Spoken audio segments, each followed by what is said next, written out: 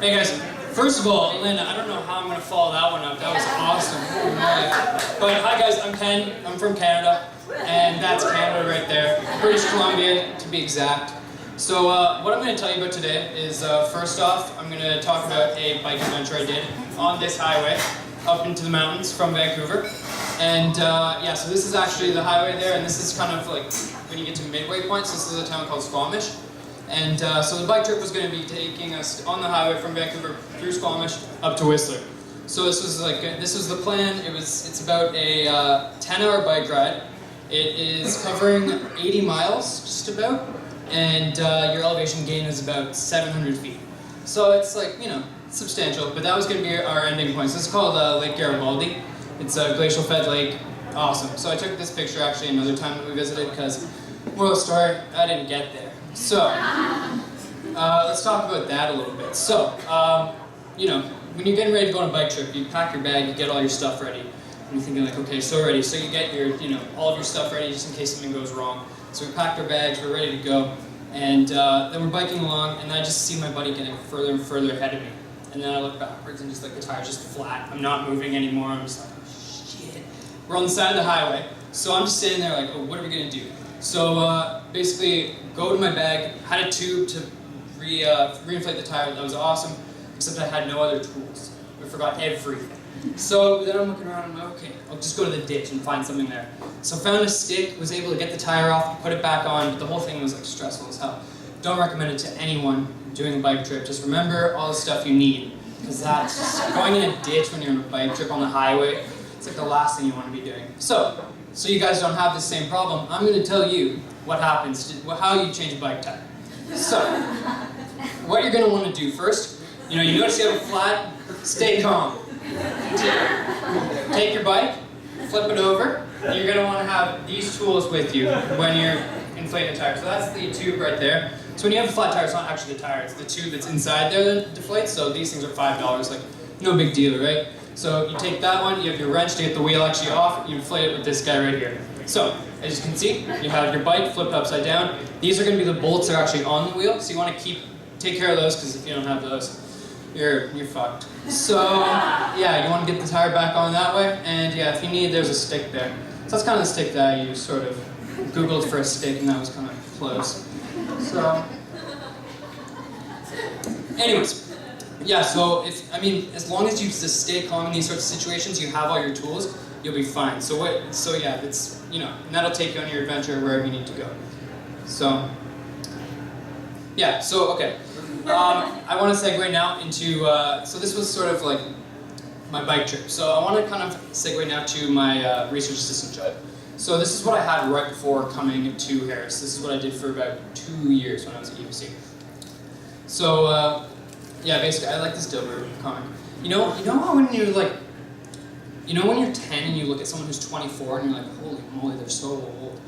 Like, then I think of myself, I'm like, I'm not that old. And then I look at a Dilbert comic, I'm like, that's hilarious. And I'm like, fuck, I'm old. So, okay, this is basically my workspace. This was 2 years where I was just like chilling at that door desk there and figuring out what I need to do for my research assistant job. So like halfway through, the prof I was working for, he just goes, okay, so do you know how to code? I was like, no. Like, well, you're gonna learn.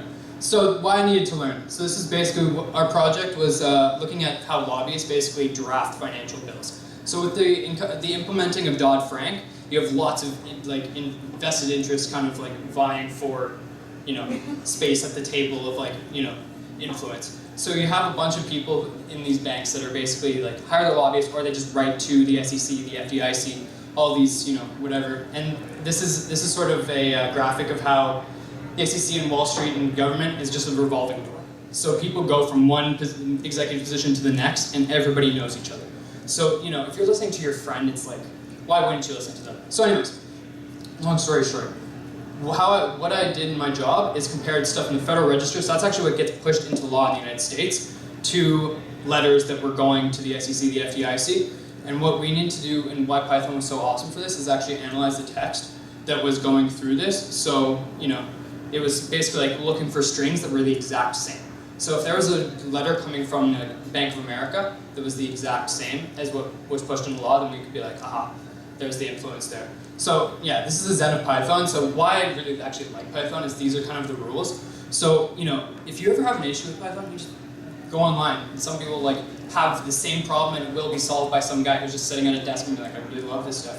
This is another great resource, the cookbook. I'm sure some of you guys from the CAP program know about this one. It's like, it's an awesome resource to just have by your side because like every problem that like they can kind of conceive in, not in like every sort of way, but like a variation of is going to be in there. So it's awesome. So, I mean, you have your tools for that, and then you also use your DOM because, I mean, coding is hard, but it's sort of like if you just persevere, it's kind of like learning a language that's more mathy. So it's just like, as long as you just kind of persevere through this, you will kind of get there, and there's so many resources online where it's just so awesome that like, I mean, yeah, you don't need to be one of these guys when you're coding, basically. Like, you don't need to lose it, it's chill. Same with this guy on the bike over here. So like, as long as, basically, moral of the story for both of these, where you like kind of tie together, as long as you have the right tools, you remain calm and just trust in your abilities, you'll be totally fine. So, I mean, you can use a stick on the side of the road, but I wouldn't really recommend it. And same with like coding in Python, you can use like, I don't know, something like a computer from 1998, but you'll have a bad time. So get the right tools and you'll have, I mean, a great time with whatever you're doing. So yeah, I really recommend it. And also just, that's BC, so biking around British Columbia is awesome. So I want to conclude with that. And there's another shot. There's Vancouver from the highway there. So yeah, thank you guys.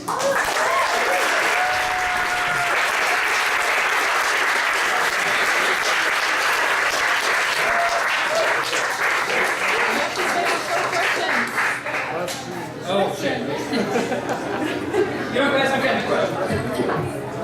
Any questions? Otherwise, I have one. What was the moment when you connected your bike trip with coding? Yeah, like when did you think, oh, that's like when I was on that bike trip and I had that story? Good question. So yeah, basically when I was actually coding up and I was just getting super frustrated, I wanted to like throw my laptop out the window. I was like, okay, I just like remembered basically when I was on the side of the road, like on the verge of a temper tantrum, and I was like, oh, I'll figure it out. So yeah. Any other questions? Did you change your tire with the stick, or did that not work? That worked. But then what happened? You said you didn't make it. So that took like 2-3 hours. Oh. Because I had to find a good stick, and we were like, my buddy was just yelling at me, and we were like having a bad time. So it was just like figuring all that out took like 2 hours. Then we went to the place with the big rock, Squamish, and we just kind of stayed there. But that took, yeah, like total from Vancouver to Squamish took like 7 hours. So we would have gone all the way. We would have been in the dark. Not even. Yeah, no. Can we look at your quote for the financial thing? But still, I think, yeah. I mean, yeah. Yeah, we'll talk. We'll talk.